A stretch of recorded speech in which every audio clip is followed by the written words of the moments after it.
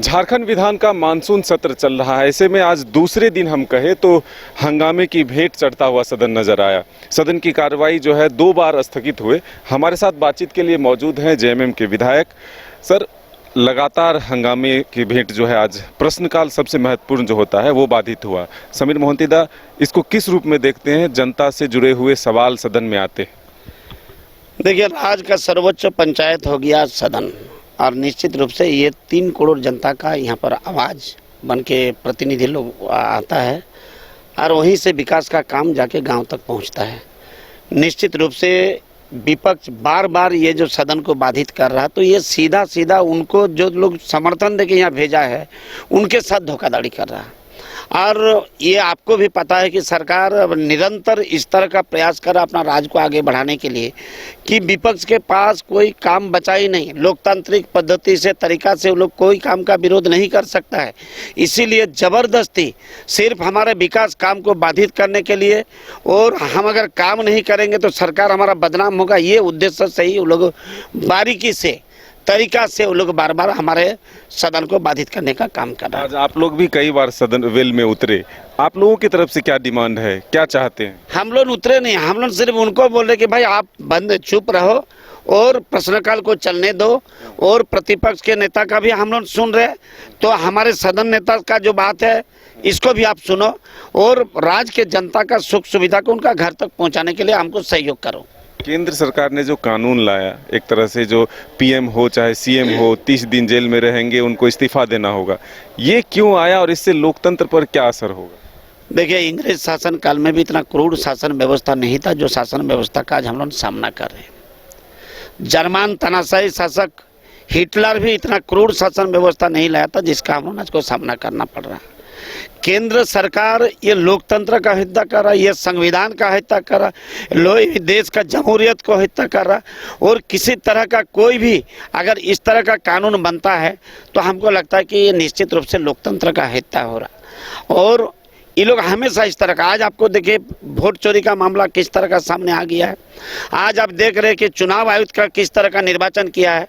पहले जो चुनाव आयोग को निर्वाचन का जो पद्धति है उसको बिल्कुल ऐसा बंद कर दिया कि सत्ताधारी दल जिसको चाहेगा उसको कर सकता है, और जो लंबे समय तक अमित शाह का नौकरशाही का काम किया उसको आज आपका चुनाव आयुक्त बना दिया है। एक व्यक्ति जिसका 48 बेटा का नाम वोटर लिस्ट में आया है जो वोट दिया काम, अरे गांधारी का तो 100 बेटा था, इसका ये 48 आ गया। तो ऐसे करके ये लोग निश्चित रूप से हमारे लोकतंत्र को खतरा में लाने का काम कर रहा है। सूर्या हांसदा को लेकर विपक्ष सरकार को घेर रही, कह रही है सीबीआई जांच नहीं कराना चाहती है सरकार, क्या है इसके पीछे? देखिए, सूर्या हांसदा के आज सदन में भी ये तो हम कहेंगे कि बीजेपी कितना परिपक्व है, आप समझ लीजिए।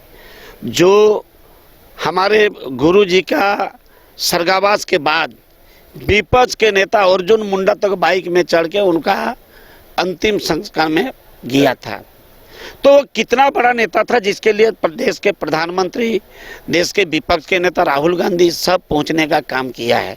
और आज सदन में वो सूर्या हांसदा के साथ गुरुजी को तुलना करके गुरुजी का मर्यादा का हनन कर रहा है।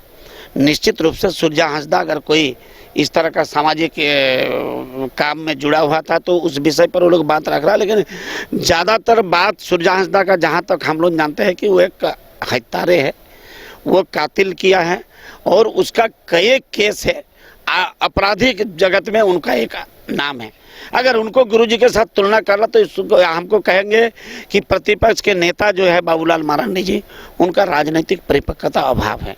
तो ये थे लगातार ये कह रहे हैं कि बीजेपी ने जिस तरह से आज सदन में सूर्या हांसदा के पक्ष को रखते हुए गुरुजी का तुलना किया है, ये कहीं से जायज़ नहीं है, इसको वापस लेना चाहिए। अपने सहयोगी गौरव के साथ मदन सिंह, न्यूज़ बाइस्कोप, कराची।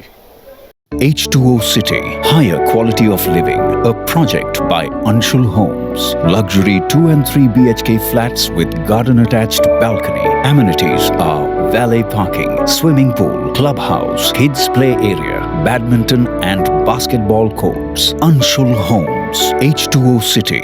गोल जहां 27 वर्षों के सफर में 17,000 से भी अधिक छात्रों ने डॉक्टर एवं इंजीनियर बनकर भरे सफलता की ऊंची उड़ान, जहां साधारण छात्र भी असाधारण सफलता प्राप्त कर बना रहे इतिहास।